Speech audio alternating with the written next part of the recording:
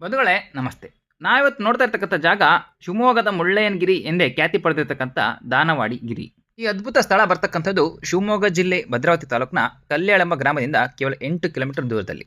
ಹಚ್ಚ ಹಸಿರಿನ ಅರಣ್ಯ ವಲಯದಲ್ಲಿ ಬರ್ತಕ್ಕಂಥ ಈ ಗಿರಿಧಾಮವು ಮಾವಿನಕಟ್ಟೆ ಅರಣ್ಯ ವಲಯಕ್ಕೆ ಸೇರಿದೆ.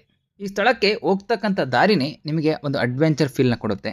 ನೀವೇ ಒಂದು ಕ್ಷಣ ಕನ್ಫ್ಯೂಸ್ ಆಗಿ ಹೋಗ್ತೀರಾ, ನಾವೇನು ಭದ್ರಾವತಿಯಲ್ಲಿ ಇದೀವೋ ಅಥವಾ ಚಿಕ್ಕಮಂಗ್ಳೂರಲ್ಲಿ ಇದೀವೋ ಅಂತ.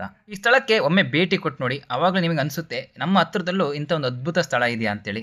ಇಂಥ ಅದ್ಭುತ ಸ್ಥಳಗಳು ಹೆಚ್ಚು ಪರಿಚಯ ಇಲ್ಲದ ಕಾರಣ ನಿಸರ್ಗದ ಮಡಿಲಿನಲ್ಲಿ ಅವಿತು ಕೂತ್ಬಿಟ್ಟಿದೆ. ನಾವು ಇಂಥ ಸ್ಥಳಗಳಿಗೆ ಬಂದು ನಿಸರ್ಗ ಸೌಂದರ್ಯವನ್ನು ಅನುಭವಿಸಿ ಹೋಗ್ತಕ್ಕಂಥದ್ದು ತಪ್ಪಲ್ಲ, ಆದರೆ ತಂದಂಥ ಪ್ಲಾಸ್ಟಿಕ್ಕು, ಚಪ್ಪಲಿ, ಹಳೆ ವೇಸ್ಟ್ಗಳನ್ನು ಇಲ್ಲಿ ಒಗಾಸಿ ಹೋಗ್ತಕ್ಕಂಥದ್ದು ಮಹಾ ತಪ್ಪು.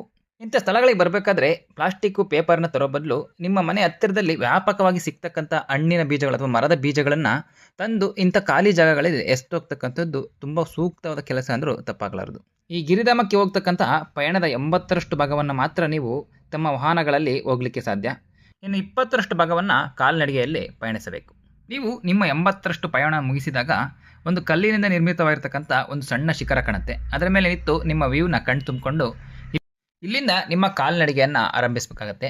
ಈ ಬೆಟ್ಟವನ್ನು ಹತ್ತಲಿಕ್ಕೆ ಸುಸಜ್ಜಿತವಾದ ಮೆಟ್ಟಿಲುಗಳ ವ್ಯವಸ್ಥೆಯನ್ನು ಮಾಡಲಾಗಿದೆ. ನೂರಾರು ದೊಡ್ಡ ದೊಡ್ಡ ಮೆಟ್ಟಿಲುಗಳನ್ನು ಹತ್ತಿ ಈ ಗಿರಿಯ ಶಿಖರಕ್ಕೆ ತಲುಪ್ತಕ್ಕಂಥದ್ದೇ ಈ ಪಯಣದ ಅಡ್ವೆಂಚರ್ ಪಾರ್ಟ್ ಎಂದರೂ ತಪ್ಪಾಗಲಾರದು. ಈ ಗಿರಿಯ ಶಿಖರವನ್ನು ತಲುಪ್ತಿದ್ದಾಗೆ ನಿಮಗೆ ಫಸ್ಟ್ ಆಗ್ತಕ್ಕಂಥದ್ದೇ ನಿಸರ್ಗ ದೇವಿಯ ದರ್ಶನ.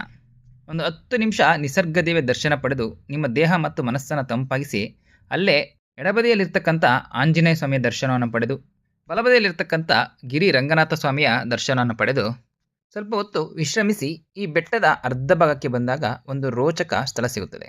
ಈ ಬೆಟ್ಟದ ಒಂದು ರೋಚಕ ಸ್ಥಳವೇ ಈ ಗುಹೆ.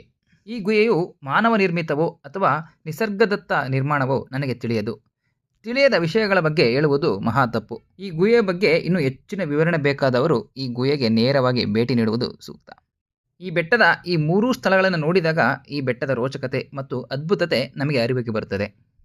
ಇಂಥ ಒಂದು ಅದ್ಭುತ ಸ್ಥಳ ನಮ್ಮ ಭದ್ರಾವತಿ ತಾಲೂಕಿನಲ್ಲಿರ್ತಕ್ಕಂಥದ್ದು ನಿಸರ್ಗ ದೇವಿಯ ಕೊಡುಗೆ ಎಂದರೂ ತಪ್ಪಾಗಲಾರದು. ಇಂಥ ಒಂದು ಅದ್ಭುತ ಅನುಭವದೊಂದಿಗೆ ನೀವು ಗುಡ್ಡವನ್ನು ಇಳಿದರೆ ನೀವು ತಂದಂಥ ಊಟ ಅಥವಾ ತಿಂಡಿಯನ್ನು ಸವಿಯಲಿಕ್ಕೆ ಕೆಳಗೆ ನೀರಿನ ವ್ಯವಸ್ಥೆಯೂ ಕೂಡ ಇದೆ.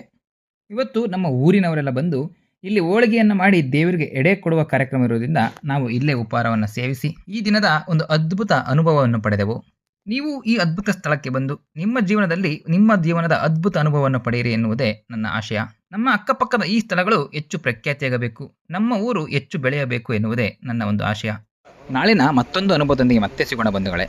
ಧನ್ಯವಾದಗಳು.